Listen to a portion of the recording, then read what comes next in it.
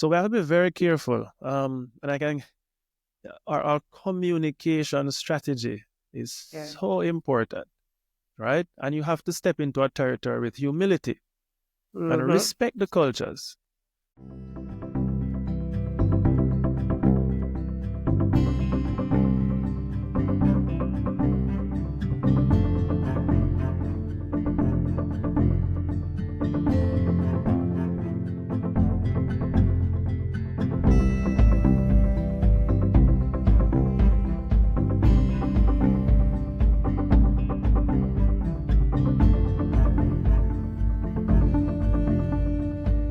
No, if there's a culture of laziness or is a culture of laissez-faire type, and not a very customer-centric country, and some of them are not customer focused.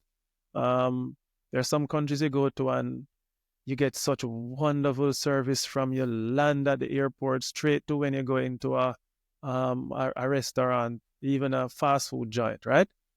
And there are some places that like you just don't want to be there. No, that may be a person to person interaction, but sometimes it's just a country culture, right? Mm-hmm. Now we have to be mindful of the biases as well that people have when you're communicating. So I am Jamaican, and I speak in a certain tone and a certain a certain dialect that I understand and fellow Jamaicans understand.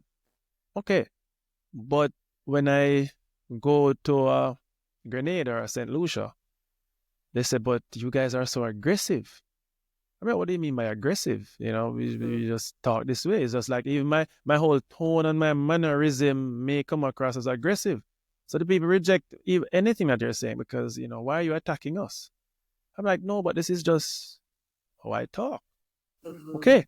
So now you lose even whatever best strategy that you have, I can't communicate it because the people reject me simply because of how I talk. Okay, so now I have to be mindful of that because their bias against what they have seen maybe on social media or how their previous interactions maybe casually with a different territory, then it Mm-hmm. makes them very hesitant to say, okay, these Jamaicans are coming with all their aggression and big island culture, and Mm-hmm. we refer to the others as small islands. And then there's this battle between, okay, do am I even going to listen to you because you think you're better than us? So with all the strategy, with all the right ways of doing the business, if we fail to communicate effectively, and that communication is not just how we speak, but it's how we listen. I can give you some significant examples, right? I'll give you one now of when I lived in Puerto Rico, right? And strange country for me at the time. And I didn't know Spanish. 80% of my staff at the time was they didn't speak English, so I needed a translator. Okay.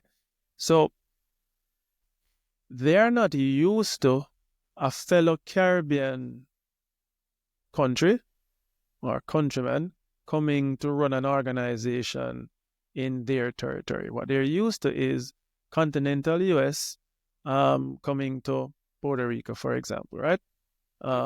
Nor are they used to, let's say, this skin color coming to run Mm-hmm. the organization. So Yeah. there are those nuances and biases but who are you? And I'm not the oldest looking person, even with my many years of experience, right? So right away, people are wondering, okay, one, you don't speak the language. Two, you don't look like us. Two, you're not what we're expecting. I mean, three, so what are you coming to share? And so I had a translator. But then, I went around giving this wonderful speech to the guys. I said, okay, we're just here. We're fellow Caribbean persons. Okay, that's a good check mark. You know, get away from the bias of them not liking continental US at the time, Mm-hmm. right?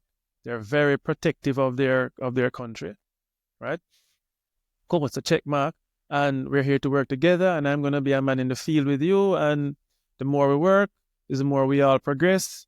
And so I think I'm giving this motivational speech, right? And I just felt the energy in the room going down and going down. And I'm like, but I didn't understand. Again, I had a translator. No, eventually I found out as I began to maybe learn my own Spanish and, people got to know me a little bit better. Um, I realized the people didn't like my translator. He was the manager. They didn't like him at all, at all. So when I was saying, we need to work harder and seeing where the company is and the company has great progress, his translation was, you need to work harder or you'll be fired, right? So that's a translation, Wow. interpretation, right? And I'm there talking, thinking so then no, it then registered to me, why was the energy levels in the room dropping so much? Because the translation did not translate my emotions and my sentiments, For which that impact. sometimes, right, for sometimes now we lose that in our different dialects. What we think is a positive statement, it's like, well, you're Barbadian, and if I never forgot this one. If you are feeling down and sad, and I say to you, hush, don't cry, right? Mhm. The interpretation from you is hush means to shut up. Why are you Yeah. crying? Yeah. But in Jamaica, it means it's like we say we're hushing a baby, we're trying to soothe them, Yeah. right? And me saying that cultural difference changes the entire relationship between me and you based on me using a wrong word, um, Mhm. based on your interpretation. So then I realized in that communication that I didn't understand Spanish, but I listened far more with my eyes. Mhm. I could feel the room. I could see their reactions. I could now speak less and hear more and hear more with my eyes. So again, in going into another person's home, another person's territory, they'll say all the right things, right? That you think you want to hear, and you walk away feeling, yes, I just gave a good speech. Um, did the people really want to listen to you? Did they really say yes? Do they really believe in you? Because there's a distrust factor as well when you're new into a different territory. They're like, okay, what are you Yeah. coming with? Okay, Mr. Promises is here to tell us what, right? Yeah. So I said there's so much to unpack, right? In Yes. trying to get into what is the meat of being successful in multinational organizations, right? Yes. I am thoroughly enjoying what you're sharing already. And I'm already thinking we might need to do a part two because there is so many nuggets and things that I really want to dive into. Particularly as well, I wanna pick your brain as a coach, right? And you mentioned humility. Let's start there, particularly in leadership.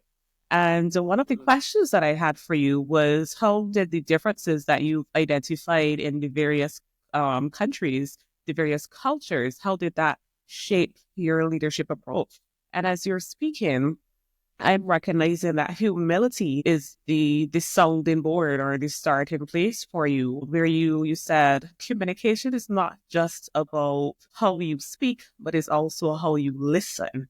And what encouragement would you give to any leader hearing this who, if we're keeping it real on the culture zone, has an ego, has this whole savior complex, or just really believes, you know what, this territory is not performing. And so we are coming in and we are going to transform this country, etc. How would you encourage them to tailor their approach to ensure that there is effectiveness and there is results after all that planning?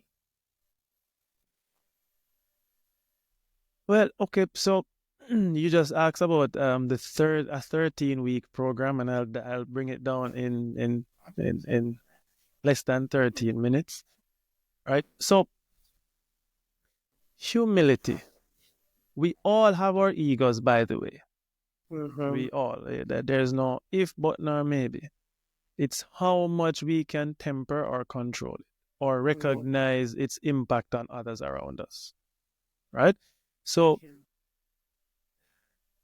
the reason you are in the position that you're in is because you've worked very hard and you have demonstrated the skill and quality to be what I would consider to be trusted as a leader in in an organization. So yes, you do have some great skill and quality. Now, is that skill technical? Is that skill with communication? Is that skill soft skills? Not necessarily all are packaged into one individual. So first, you need to take stock of where is your skill level at each level. So in the hard skills, if I'm going into a mathematical computer engineering organization, in the STEM field, then I better have extreme hard skills, right? Um, no, if I'm going into a people organization that requires lots of engagement and stuff, I now need to ensure that I have great soft skills. Can I speak well? Can I communicate effectively? Can I listen well? And these are skills that need to be trained, right? And we often get promoted in all our positions because most companies are technical in nature, right?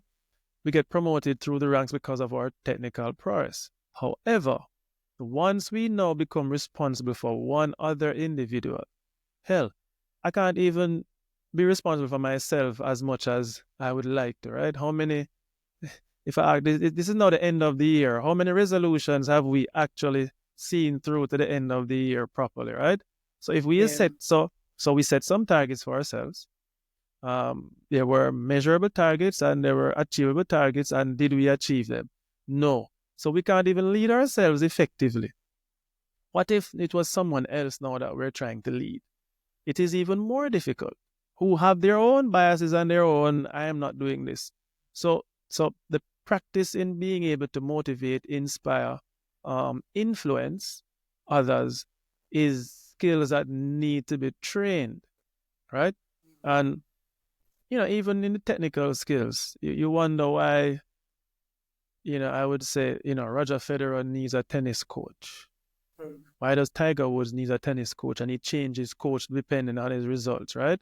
Why the best ever to have done things in the world need coaches? It's because you are so caught up in your own bias, right? Our own egos, that we only see the world through our own socialization. We don't see ourselves as others are seeing us. So you need that other person to say, okay, I hear what you say, but can you tweak it this way because it didn't come across in the way you intended? Now, how do you know if it didn't come across the way you intended? Is that you have to get feedback. No, I use the word feedback, but the thing that we dread the most is criticism, right? But if we reframe the word from being criticism to feedback, honest feedback, and take it with a grain of salt, right? That how I'm speaking, what I'm saying, it's not being received well. And the person said, listen, I don't want. So in any leader, in any organization, it's so critical to get feedback. But our egos, and what I would say is not even just our egos, our insecurity, let us not able to hear this negative feedback, right? Because 9 times out of 10, nobody comes and say, boy, that was a great speech and you really inspired me.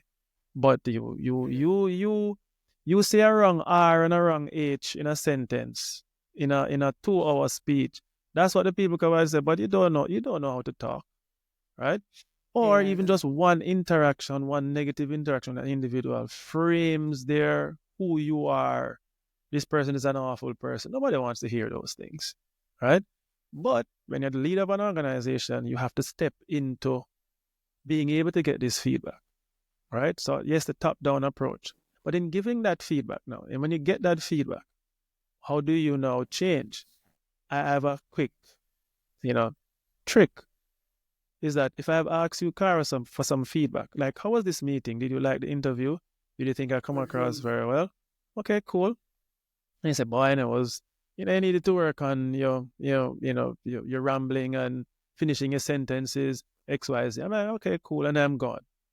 Now, if you have an ongoing relationship and we have another interview, I should make it my point of duty to come back to you and say, oh, say, Sakar, you had given me this feedback before.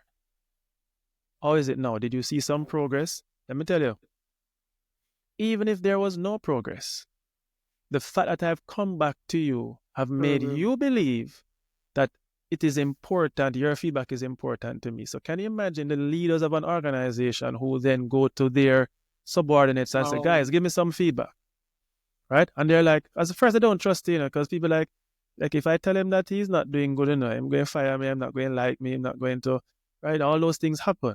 But if I genuinely come back to you and say, no, thank you very much for the feedback. I just wanted to know if this meeting went well. Did you guys hear what I was saying? How do you think I can do this a little better? And I am the boss. People are not used to that. They're like, I ain't telling you. Second time I do it now, they may say, all right, boss, I didn't quite understand A. And the third time I do it now, they say, boy, and then that engagement now that says, okay, it's not about me top-downing to you. It is really me wanting the better value in the relationship with you, right? No, this goes across all industries, right? It goes across whether the technical industry or the service industry or the HR industry or whatever it is, right? If you can get that type of spirit and then let the people believe in it now, because it takes a while, because people don't trust you. People don't trust the boss. They don't trust management, as they like to, this term that I hate tremendously. They don't. So because there's this trust gap, a natural trust gap. It's not because the people don't trust you, they don't trust the position, they don't trust history, they don't trust what they've been socialized to not trust, because the big man is supposed to, keep their thumbs on the little people, right?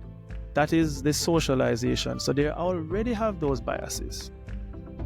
Right? So again, I'm unpacking a week into some ramblings right now. That's okay. It goes, as I said, it's I say get that teachable spirit, and then once start bridging the gap and connecting with the people even greater,